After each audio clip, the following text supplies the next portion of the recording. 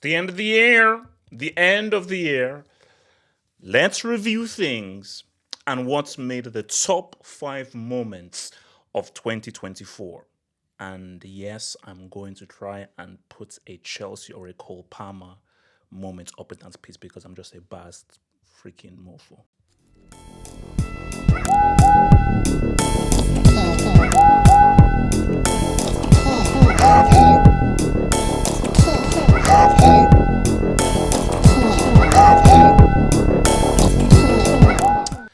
So here we are, here we freaking are, man. So top 5 moments. So basically, it's been an interesting. It's been because when I just look at this, it's been interesting. Obviously, I'm going to do like a tier one video, just to really review the year as a whole. But just with these moments, it's been an interesting year. It's been an interesting year. It's been a very interesting ending.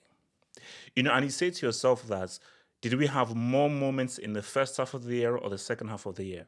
Because I'm even going to say this. I believe the second half of the year has probably. I think the second half of the year has been more eventful than the first half of the year. When you just look at this kind of things that have happened, but I try to think about things, do stuff, and just try to collate things to give you the top 5 most memorable moments of the year. That these ones that stuck out. So again, if you have any ones that are different, please feel free. Feel free. Give me what your top 5 moments are, and then we can try and do that to the best of our ability. So. And actually, I think I'll probably remind you guys at the end of the video. What I'm probably going to do is put out the email, and I want you guys to give me your top 5 moments of the year. So I want you to do it in video form. So you send it in video form, MP4, please. Send the video form and give me your top 5 moments of the. Actually, you know what? Top 3. I'm gonna make it simple.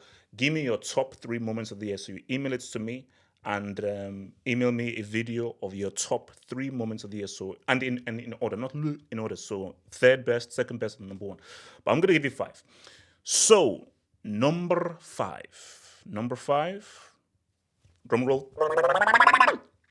Drum roll. Number 5 is Botafogo. Botafogo winning the Copa Libertadores. Shout out to Botafogo and winning it with 10 men. And they played with 10 men for most of the game. But I think why this is so significant is you've got to take everything into context. This is their first Copa Libertadores, their first ever. So it's already crazy them being first time winners.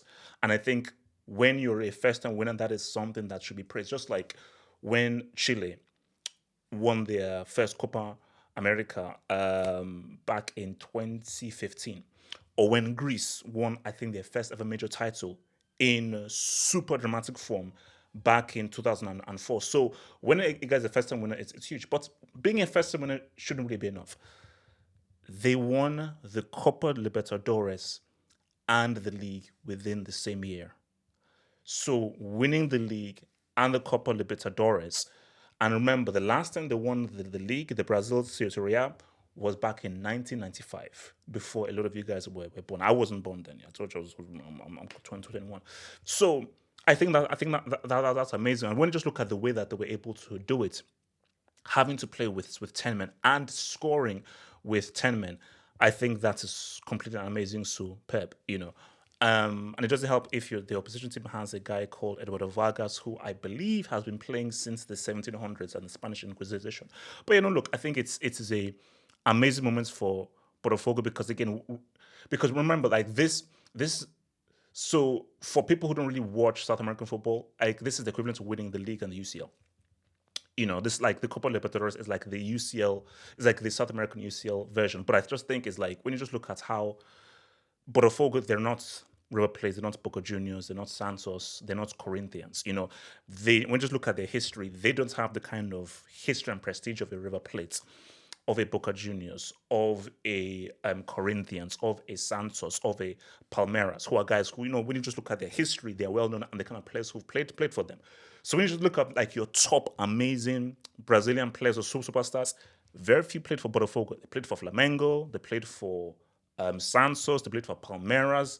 And then, guys, very few of the Brazil stars that came through Botafogo. So that just shows you the significance of what they did because they don't have the prestige, and they're not really yielded or attracted or produced the kind of superstars that a Flamengo, Palmeiras, River Plate, Boca Juniors, or any of these other guys have. So it is a huge, massive achievement for Botafogo. So give them African Dubinsky. So shout, they're my number 5 moments. My number 4, again, this was hard because I was probably saying, like, we should do. And because I felt this should have been higher. But when you just look at the other 3 that's there, I was like, it was very hard to really put this enough high. But this should be high because I feel this was an amazing moment. But when you just look at the other 3 moments, you can agree. So my moment number 4 is Victor Zaz. This was shocking. This was shocking. Again, happened obviously the second half of the year. And we've never seen Pep like this before. Like, we were used to seeing Pep winning. Like, Pep is the consummate winner. So all we've seen of Pep is just excellence. He's winning the league, was winning the UCL, but most of the time he's winning the league. And they were already talked about how, okay, look, this guy's the greatest manager of all time, 4 in a row, boom. But to see how City have been suffering, and it's just pretty much reaching the crescendo, which is him scratching himself and saying that he likes to harm himself. It was like, bro, we've never seen Pep like this, and this was peak LEP. This was peak LEP, and it just goes to show you that in life, don't ever assume that things are just going to be the same.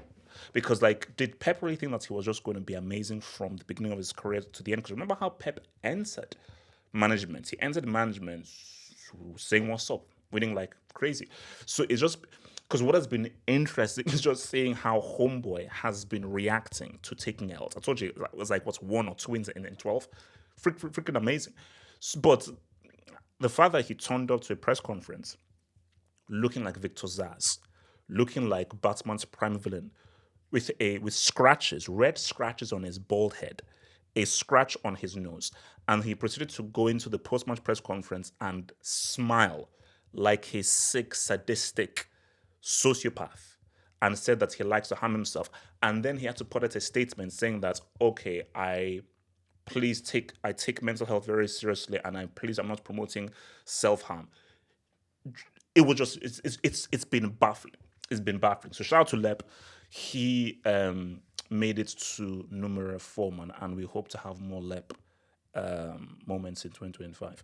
So this way you're gonna get strict. So now, again, for me, my number 1 was straight up. Like, my number 1 was easy. Like, it was not a debate. But what was hard was this 2 and 3. This 2 and 3 was hard because I was like, okay, boom, boom, boom. But this was hard to do, but I just feel that when you see my number 2, the number 2 is just such a crazy thing that it's hard to be number 2 and it's hard to go higher than this. So my number 3, and it's a bit personal on the wrong side, is Sebastian Aller. So, 2022, Aller is, I believe it's 2022. I just want to make sure he is diagnosed with testicular cancer. So yes, July 2022, he's diagnosed with testicular cancer, and it's touching whether he will live or die. He's moved to Dortmund, it stopped short, and he's thinking that this is the end of his career. So the fact that he survived testicular cancer, he came back to football, and to score the winning goal in the African Cup of Nations for your nation on home soil, Disney can't write a better story. Tarantino can write a better story. Mario Puzo can write a better story. Spielberg cannot yield or receive a better story. George Lucas is like, what the hell? That is Disney Plus. Like, and thinking of it right now, like, guys, that is a movie. Just think about it. Testicular cancer. You believe your football career is over. You believe that you might not even live. So you somehow survive where many people have died through that. You manage to get back to professional football. You then take part for your country on home. You take part for your country on home soil. You almost get knocked out in the group stage. You make it through that group stage, and then and you score the winning goal in the AFCON final to give your guys a Cup of Nations Dubinsky, bro, that is incredible. That is absolutely incredible. And like, you cannot write a better story than that. Simply. You simply cannot write a better story than that. Like that for me is just an absolutely amazing, incredible story. An amazing, incredible story. So that for me is my number three. That for me is my number three. And yes, look, I was on the receiving end. No Diddy. It was obviously your boys Super Eagles. We're the guys that lost, but I have to put my own bias aside and just say that, bro,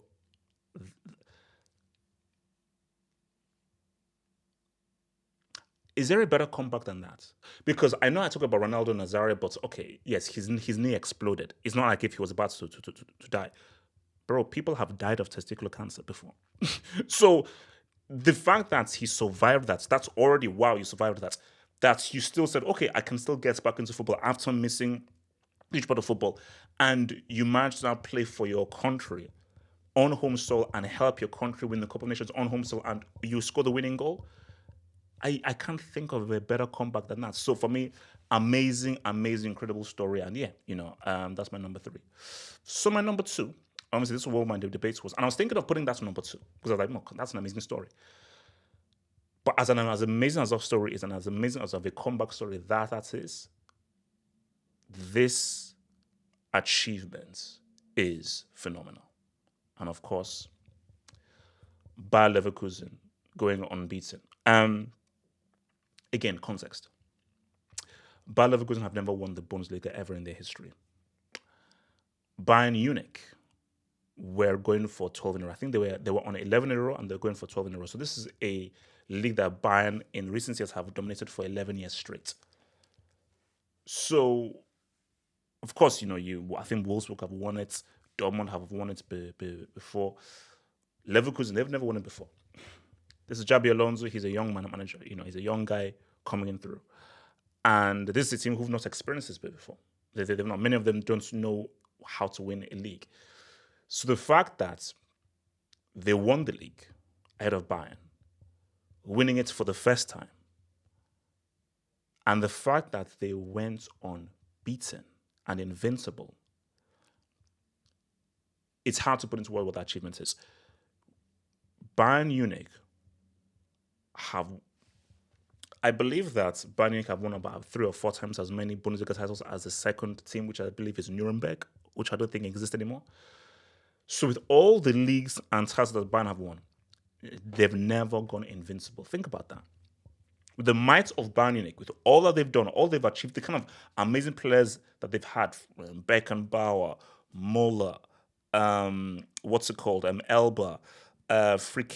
Zeroberto, Robin, Ribery, Bart Simpson, Mario Gomez, Mandzukic, Lewandowski, with all the outstanding players they've had, throw in your boy Neuer, they have never gone unbeaten. So for these guys to win their very first Bundesliga title and in the process being invincible, it's an outstanding achievement.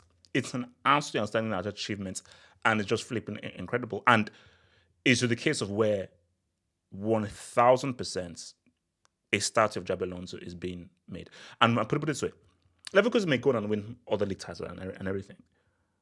And maybe there may be a Leverkusen team that goes invincible. I doubt it. I'm willing to put a bet that there will never ever be a Leverkusen team that goes invincible. I think there might be another team that goes invincible, but I can almost guarantee that there will never be a Leverkusen team that goes invincible, which just shows you the unique nature of the achievement. So, but whatever happens, this team will go down in Leverkusen history. This team will go down in German football history. So, and for Jabi Alonso, no matter what he does, let's say he goes to Real Madrid, he wins UCL. Let's say he goes to Spain, he wins World Cup. This will be his greatest ever achievement. Going invincible and winning the Bundesliga with this team, his greatest ever achievement. So shout out to you, Leverkusen. And now for my numero uno. And for me, I told you, doing 5-2 was hard. I was like, okay, what was 5? So when I was doing this list, this was my number one from the get-go. I didn't have to think. I just had to think about 2, 3, 4, and 5. But this was my number one because for me, this is easily easily, without a doubt, hands down, the standout moments of 2024. And of course, it is your boy Cole Palmer scoring that goal against United, man. Yeah, I was from okay, honorable mention. Yamal. You see, I remember when I first saw Messi. And there's just a feeling you get when you see a player. And I remember the feeling when I first saw Dino, when I first saw Nazario.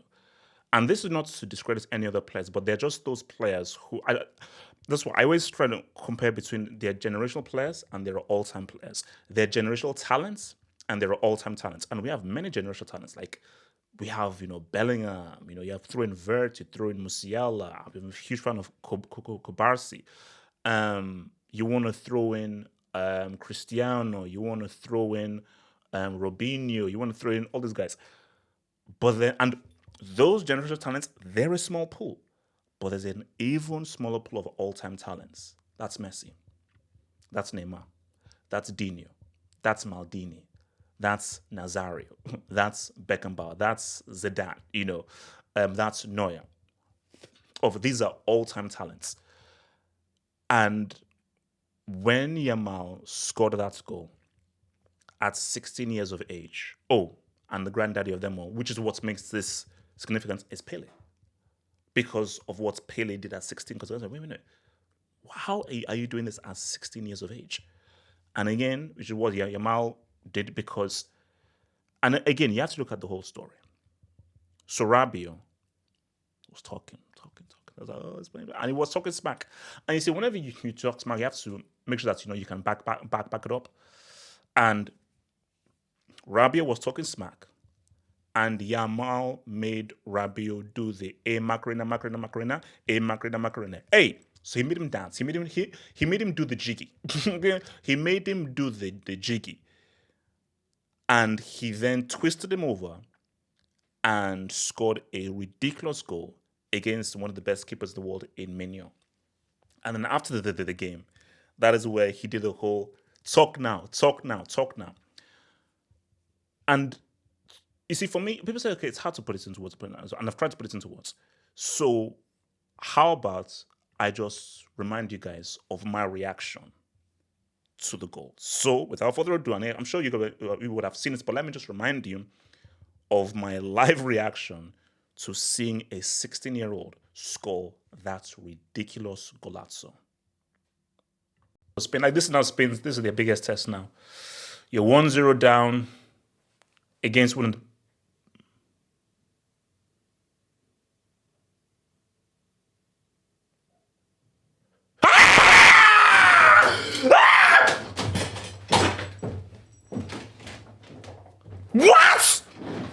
What?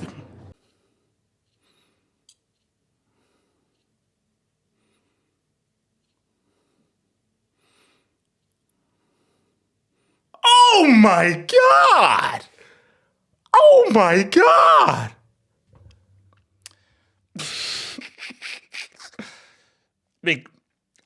Madness, absolute madness. And I just think for me, like, okay, look, people may agree or disagree, but for me, that was just a standout moment. For me, I just feel like if that's because of just obviously it's been obviously going on, just because of just watching that all-time talent and watching him do that at that age, being the youngest ever player to obviously score at a Euros, and just the nature of that goal, and that goal was the equalizer.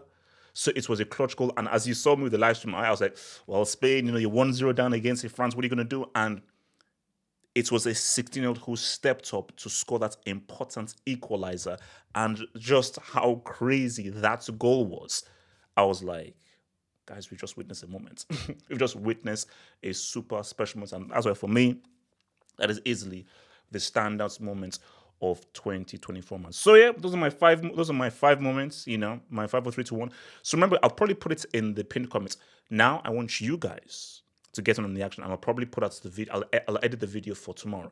So I want you guys to email me. I'll put the email down there. Email me your so email me your top 3 moments of the year. So remember, and I want it in order. So give me third best moments, second best moments, best moments. And remember, you have to do it in video form and try and do it in MP4 if you can, or MP4 or MOV, but either MP4 file or MOV file. So do it in MP4 file or MOV file. So send me your best one. So number 3 moments, number 2 moments, number 1 moments, send it to me. I'll edit it up and I'll put it through. So remember, send it in a video file. Remember, good mic, clear lighting, and all that, and I will put up all those videos up there and edited, man. So yeah, it's been swell. It's been real. And okay, let me just say this again, man. I'll probably put out a video, and I thank you guys for 2024, man. Remember, guys, this is the best community in the world. This is the best damn community in the world. I don't know. You know what? I'm gonna do that as a separate video. So peace out. Stay true. Stay real. And remember to send in those vids. One love. Think about becoming a Football Hut member.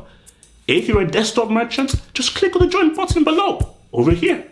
Or if you're a mobile phone merchant, just click on the join button below the video over here and join the true elite content crack addicts. Peace.